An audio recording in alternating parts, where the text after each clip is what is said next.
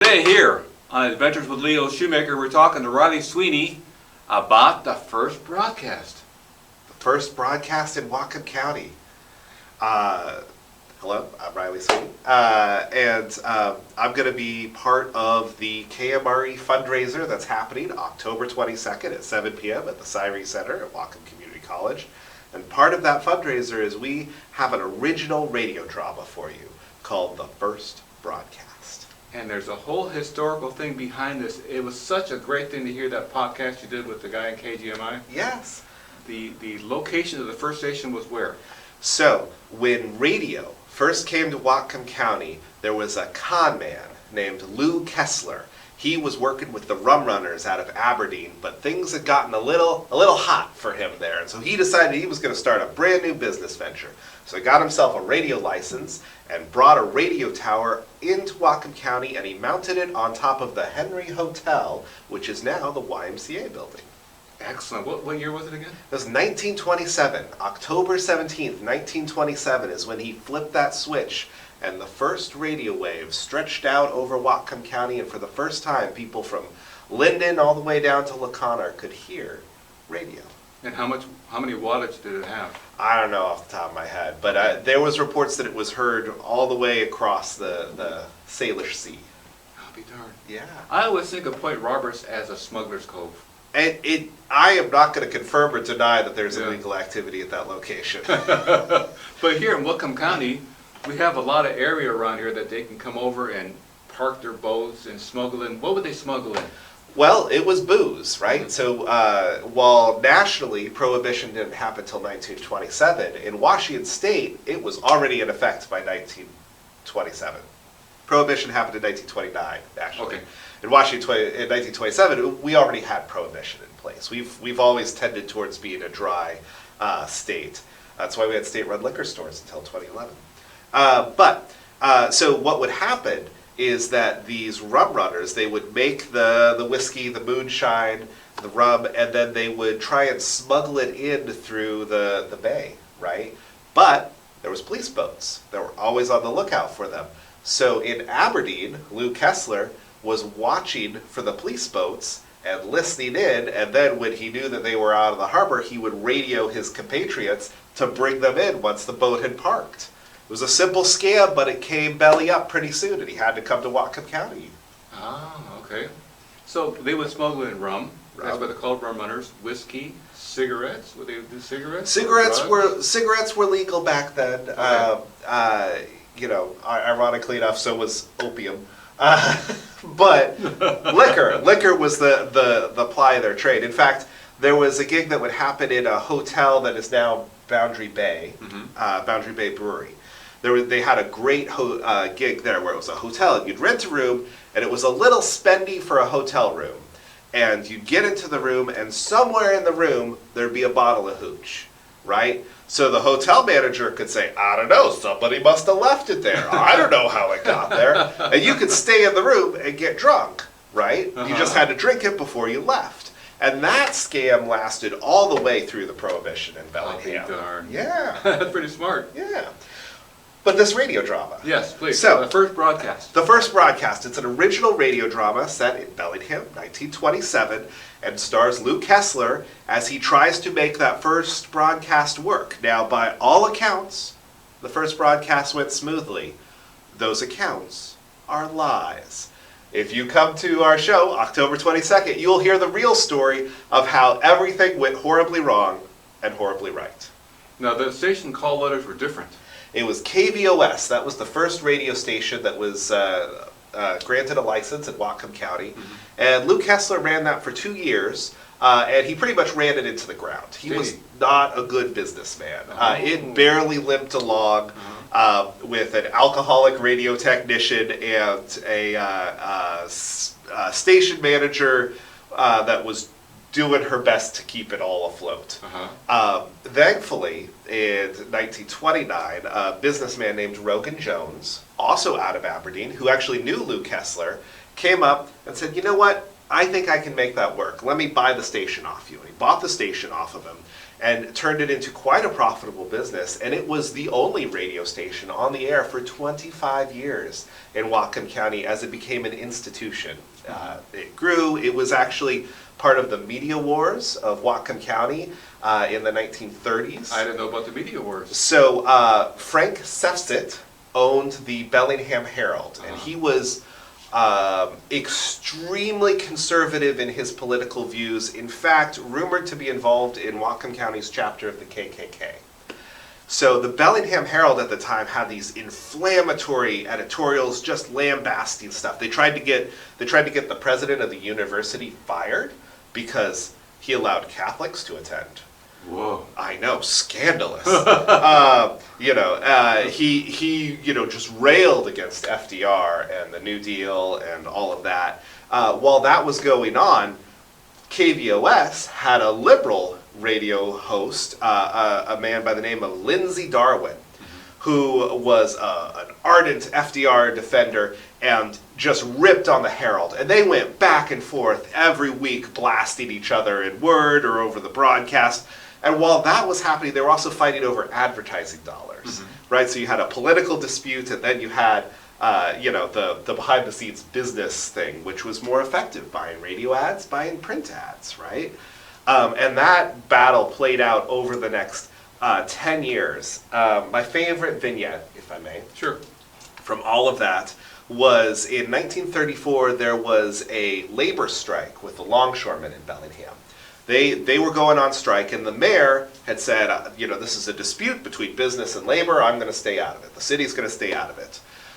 Frank Sefcit, owner of the Herald and head of the Bellingham Chamber of Commerce at the time, got in his car, drove down to Seattle with his checkbook for the Bellingham Chamber, bought $750 worth of shotgun shells and tear gas, which nowadays is about $13,000 worth. Brought it back and donated it to the Bellingham Police Department. Donated it, just out of the kindness of his heart. The next week, an armed conflict broke out between the Bellingham Police Department and the strikers, in which they got the tar beat out of them and they got tear gassed, right? And so at the next Bellingham Chamber meeting, it was a scandal. We didn't fire the bullets, but we loaded the gun, right? It was a whole scandal, What a motto. Right? And to which, Frank Sefcit, insisted that he had nothing to do with it until it all came out that he wrote the check. Oh, we're talking to Riley Sweeney here about the history of Bellingham, about radio, media wars, amazing stories. How did you ever get involved picking this all up? Well, so I love history, right? Obviously, because if you want to know where we're going as a community, as a nation, as a people, you got to look to where you've been, right? Because history doesn't repeat, but it sure rhymes. So I like that. yeah, Wow. not original, but I also, I love old media too. So some of my favorite movies are the Thin Man movies. Sure. Myrna Loy, Just watched them William last week, Powell. yeah. Oh, fantastic.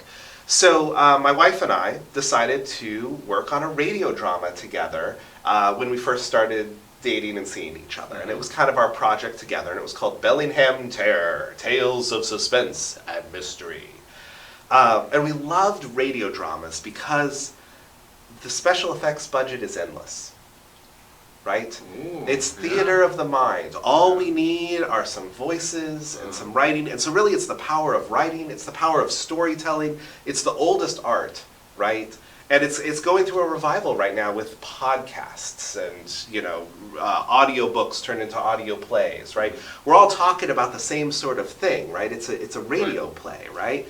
So we sat down and we dove into our local archives, because we have right here in Bellingham the archives, which hold historical documents for our entire area. They're right next to Western Washington University.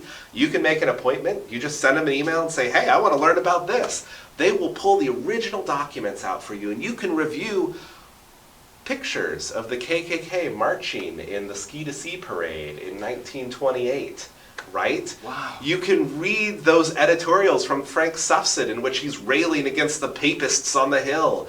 You can dive right in and read the personal memo from Rogan Jones arguing about advertising rates, right? All this stuff is there, and it's there just to be discovered.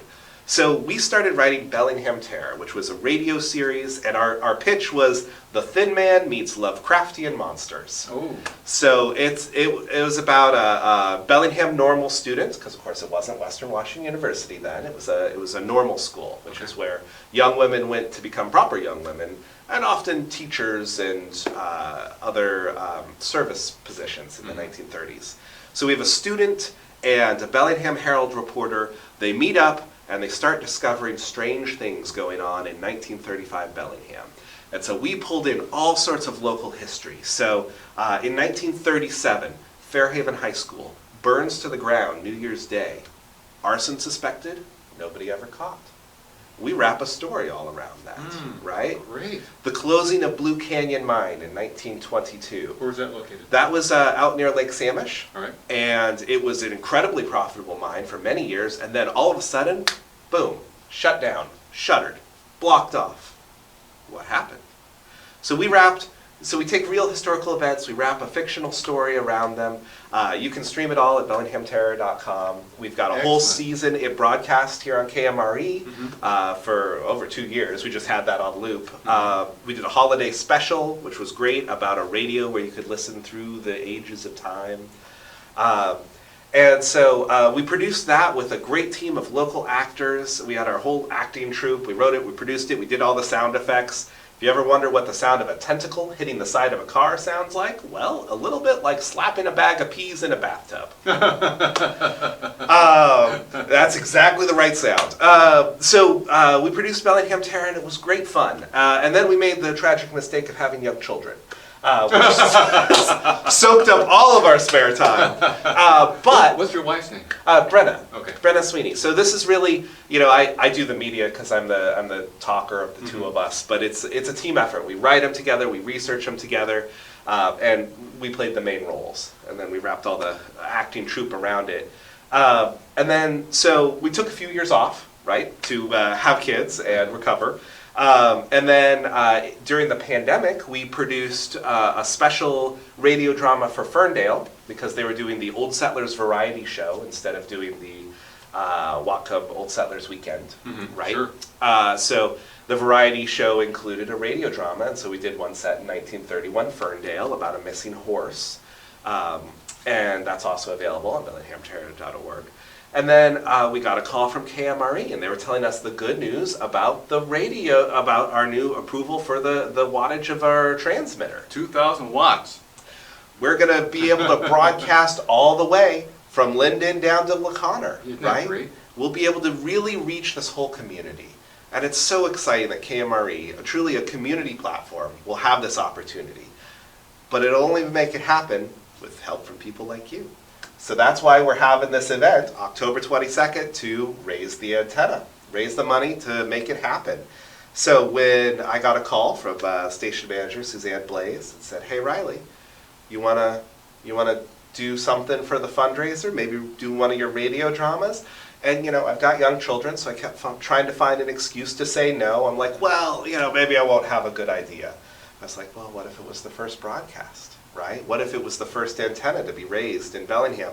And then I find all these stories tied into it, the real things that happened. I'm like, there was a con man, and he was arrested, and an alcoholic technician, and the technician and the assistant fell in love. Oh my gosh, I've got to do a story about this. Yes, absolutely. And then, I reached out to my acting troupe from Bellingham Terror, and I said, I know you guys are busy. And they're like, when are we doing this? I'll drop everything. Schedule's clear. We're going to make it happen. And I was like, well, I guess we're going to have to make it happen. So we've been in rehearsals, we've got a great script, and I'm excited to see it produced live. That'd be fun. Riley Sweeney here at the KMRE Studios, way down here at the basement of the Bellingham National Bank building, formerly in the Sparks Museum building, formerly at the Hendry Hotel. Yes. We're going to take a trip up to the Hendry Hotel, which is now the Y, to the top floor, and look for the base and see if they have the antenna there, maybe. You never know. You never know. Wouldn't that be exciting?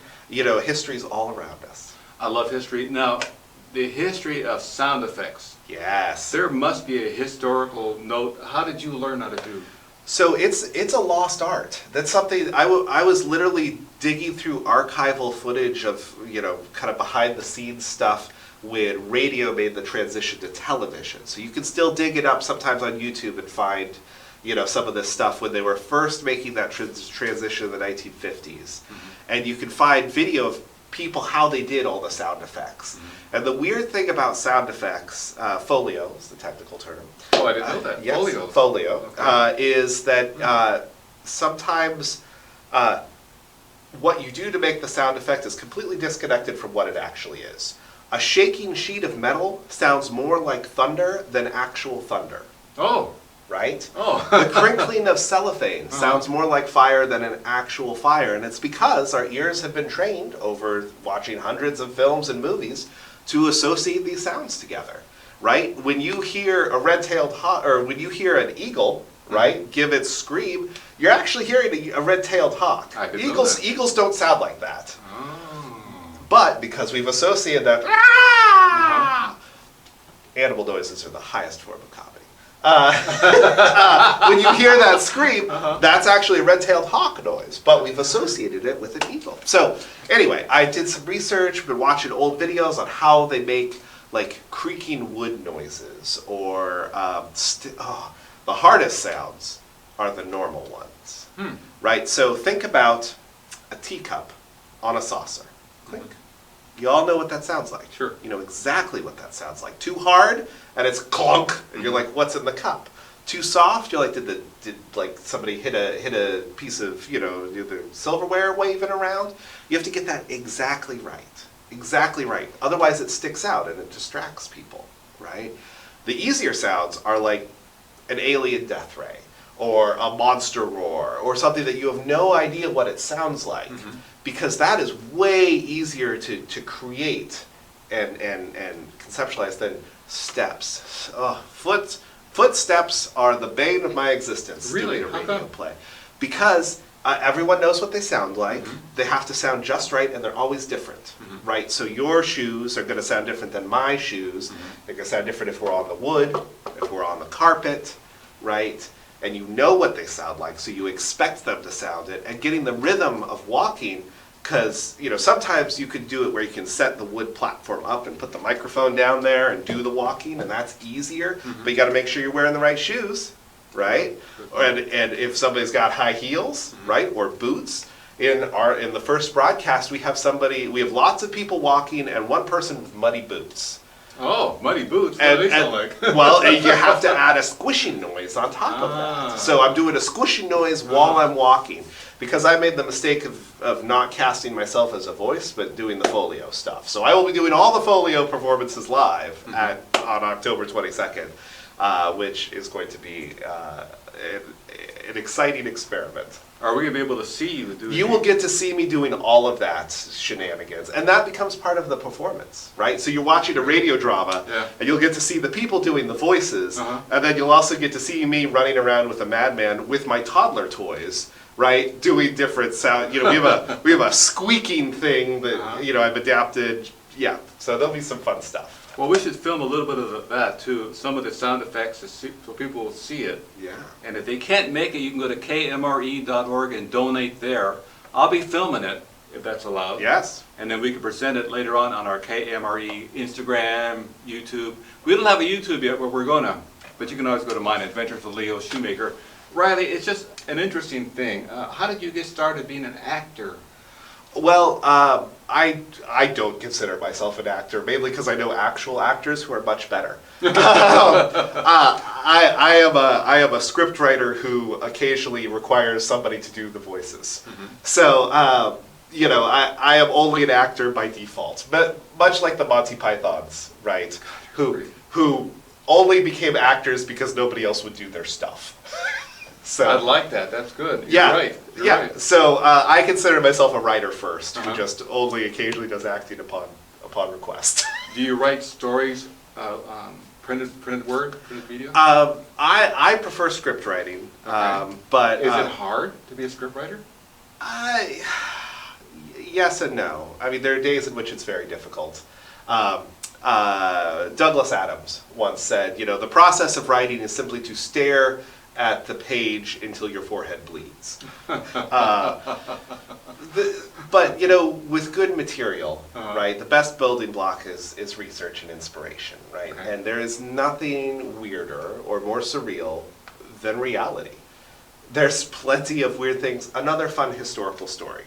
Please. At one point, Lindsay Darwin, our liberal radio host, KVOS in the 1930s, was blackmailing the mayor of Bellingham because his father was committed at Northern State Hospital. And so they held it over as a scandalous thing for the mayor. And so anytime I open up the Cascadia Daily and I read about the crazy politics of today, I remember it was always crazy. And it will always be crazy. And so, you know, these stories are embedded into the fabric of our community. It's just a matter of digging them up. You'll always have fodder. That's right. Always. That's right. And with fodder comes good storytelling. Well, who are the actors that you're going to have in the presentation, the first broadcast at Whatcom Community College? We have some fantastic actors. So my wife Brenna will be performing as one of the leads. Our anchors are two Bellingham Terror alums, Adam Gaines and Kate Hisdall. You may have seen Kate Hisdall in some Bellingham theater productions recently. She took home the Most Promising New Rising Star Award a couple years ago. And both of them are phenomenal. They play the Girl Friday and the technician at the station and just bring a wonderful charm to the show. We also have Anita Zvezda and Bradley Dillon and Dennis Wynn, who are all local actors who you probably have seen at Sylvia Center Productions. Dennis Wynn is actually in Rocky Horror this year. He's actually has to take a night off from Rocky Horror to do the first broadcast. And they will play the variety of radio talent that would show up to these sort of radio events back in the 1920s. And just bring a delightful charm to it. Are you going to have music in the background? Of course. We'll have some music. We'll have some sounds of the era. So you'll be able to hear the trolley cars going down Railroad Street. You'll be able to hear, you know, some of the sounds of a radio studio back then. We're also going to project on the screen a picture of an old radio station so that people can kind of get into that mind space and help unlock that theater of the mind. Excellent. Before we came over here to the Bellingham National Bank building, we were in Sparks Museum, which has a lot of history. I love going in there before we moved over here because all the old mics. Yeah. They had the Theron. Yes, where you make the theremin, which always makes me think of the old Star Trek, you know. I never thought of that. So it's a theremin. It was a theremin. It's Theremin, that sound that you associate with that late 1950s, early 1960s science fiction. And a Sparks Museum also has a Tesla machine. It does. We used to have to be, when we were on the air and they would have a group behind us, we'd have to turn everything down. Yep. You can't talk. Yeah. It was yeah, no, they've got some incredible artifacts there.